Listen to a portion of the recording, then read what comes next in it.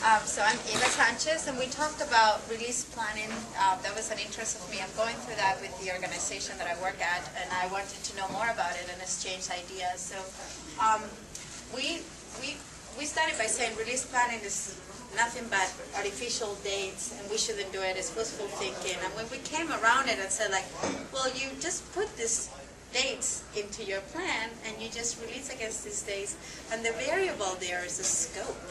So all it is that you get a release train basically in place that says you're going to release about once a quarter or once a month or whatever, and then you just don't commit to the scope. You can't. You can only commit to the time that you're releasing. And why do you do that?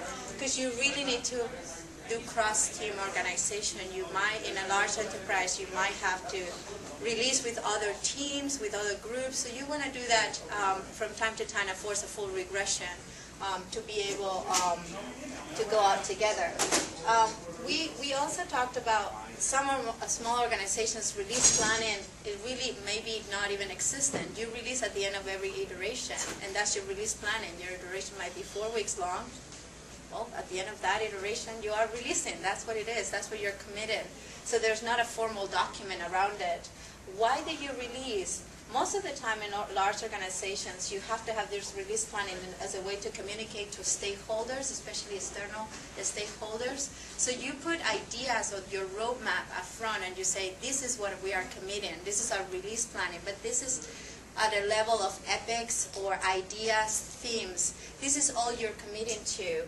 And then maybe some suggestions where that you can use your velocity to inform what that roadmap is going to be.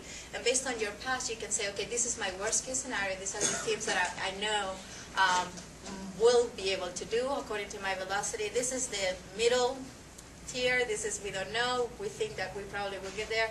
This is wishful thinking. This is like if we really go fast.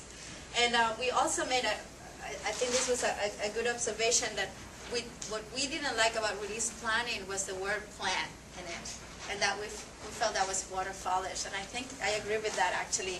If we call it product roadmap, I think a lot of people in the organization wouldn't feel so squeamish about it. So it was a good talk. Thank you very much.